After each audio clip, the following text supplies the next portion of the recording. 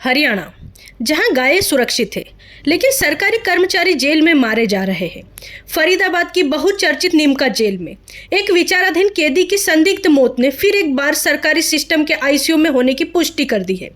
मृतक था रोडवेज का क्लर्क, नाम था सोहन पाल और अपराध डीजल की हेराफेरी।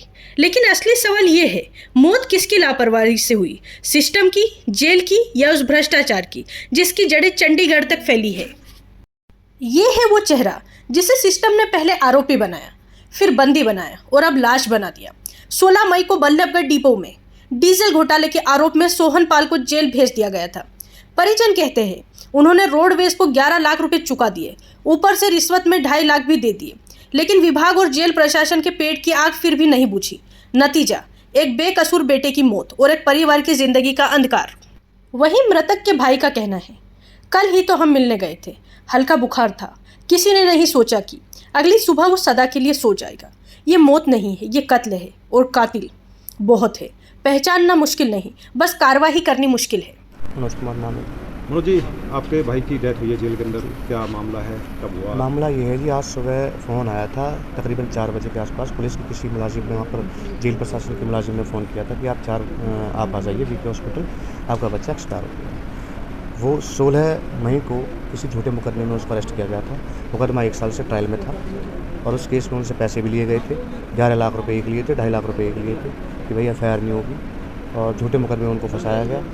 और कहीं ना कहीं जेल प्रशासन की मिलीभगत से और नेग्लिजेंसी की वजह से उस बच्चे की डेथ हुई। अगर समय से उनको इलाज मिल जाता, हो सकता है वो बच्चा जिंदा होता। क्योंकि कल भी मिलने गए थे परिजन हमारे, तो बच्चे को हल्का सा फीवर था। आज जब सुबह मजिस्ट्रेट साहब से बात हुई तो उनका कहने का मतलब ये था कि उल्टी और दस्त की वजह से बच्चा एक्सपायर हो गया। 37 साल का खच्चा खट्टा बट्टा लूज मोशन से तो नहीं एक्सपायर हो सकता, कुछ तो रीज़न रहा होगा अंदर। क्या मानते हैं इसमें जेल प्रशासन की लापरवाही? पूरी लापरवाही है। क्या कार्रवाई मांगते हैं? दोषियों को सजा होनी चाहिए और किसी और निर्दोष के साथ जो है भविष्य में ऐसा ना हो।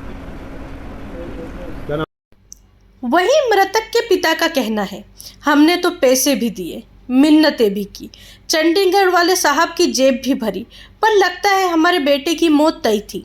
अगर जेल में सही वक्त पर इलाज हो जाता तो आज हमारा बेटा जिंदा होता। लेकिन यहाँ सिस्टम से इंसाफ मांगना वैसा ही है जैसे रेगिस्तान में कुआं खोदना। इलाका मजिस्ट्रेट है, इनके यहाँ पेश किया, उन्होंने सीधा वहाँ नीम की जेल रवाना कर दिया 16 तारीख को। चलो कोई बात नहीं, जमानत हो जाएगी, करा लेंगे सेशन में जाके। अब वो मैं मिलने गया था कल, तो फ़ोन पर उसने मुझे बताया था परसों कि पापा मेरे को बुखार आ गया था लेकिन ठीक हो गया, बुखार टूट गया। चलो खाना पीना सही रखियो, थोड़ा घूम फिर लियो। कल मैं मिल के आया तो कल भी वो बुखार बता रहा था, लेकिन इन्होंने उसको दवाई नहीं दिलाई। जेल वालों ने उसका ट्रीटमेंट सही नहीं कराया, ना हमें करें। मैंने कहा था, मैंने कहा जी उसको, हमारे बच्चे को बुखार है, उसकी दवाई हम नहीं करा सकते क्या? हमें कोई तरीका बताओ। उन्होंने अपने वकील से परमिशन मंगवाओ, मजिस्ट्रेट से, और फिर यहाँ DC उसको दो, DSP को आकर के, जेल सुपरिटेंडेंट को, तब जो है कुछ तुम कुछ कर सकते हो। ये बड़ा लंबा प्रोसीजर है। मैं चल के आया, फिर मैं वकील से जमानत की बात करी, उन्होंने कल करा दूँगा।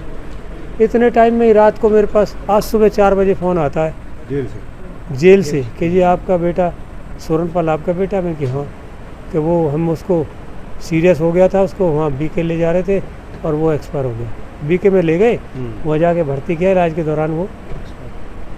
मैंने कहा भाई क्या हुआ उसको ये तो बताओ। फ़ोन काट दिया, कोई बात नहीं सर। अब हमारी समझ में ये नहीं आ रहा कि कल मैं 1 बजे मिला हूँ तो बच्चा मेरे को ठीक दिखाई दे रहा।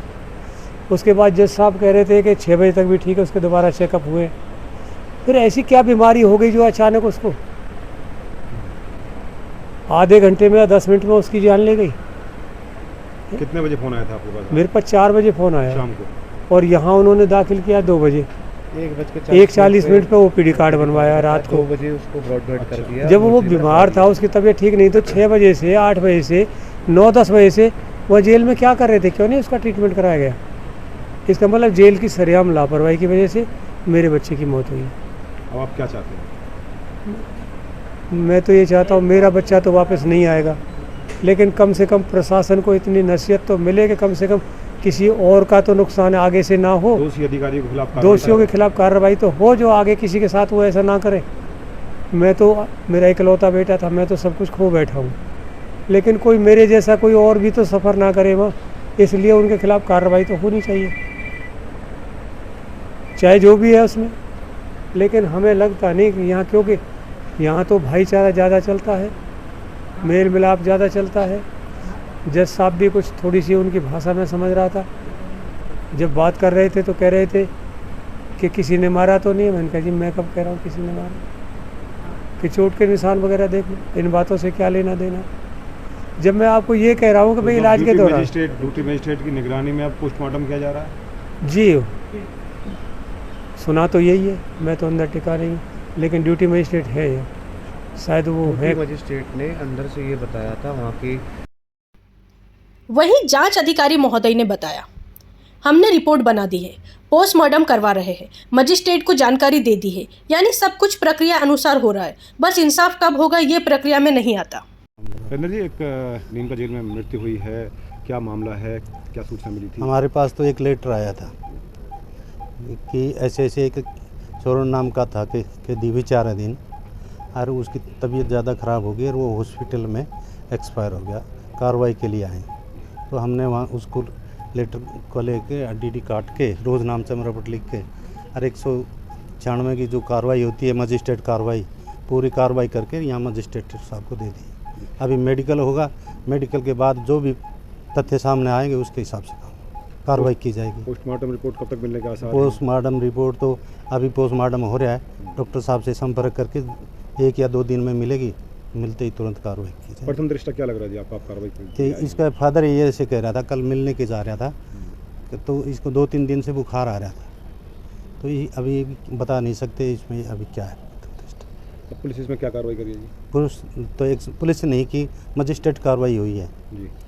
अभी आप मजिस्ट्रेट तफ्तीश के लिए आए ना आप तो? मैं तो तफ्तीश के लिए मजिस्ट्रेट के सहायक के लिए आया हूँ, उनकी कागजों की पूर्ति के लिए। कौन से थाने से आप? मैं सदर थाने से हूँ, सदर वल्लभगढ़ से।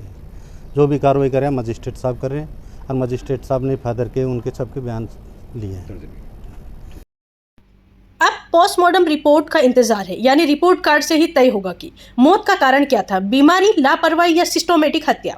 तो जनाब, हरियाणा में अब रिश्वत देने के बाद भी जेल मिलती है, और जेल के बाद मिलता है सिविल अस्पताल का सीधा रास्ता मुर्दाघर तक। सोहन पाल अब इस देश के उस न्यू नॉर्मल का हिस्सा है, जहां आरोपी होने से पहले ही इंसाफ खत्म हो चुका होता है। क्या इस मामले में कोई अधिकारी सस्पेंड होगा? शायद, लेकिन वो सस्पेंशन भी तब तक चलेगा, तब तक मीडिया का कैमरा चालू रहेगा।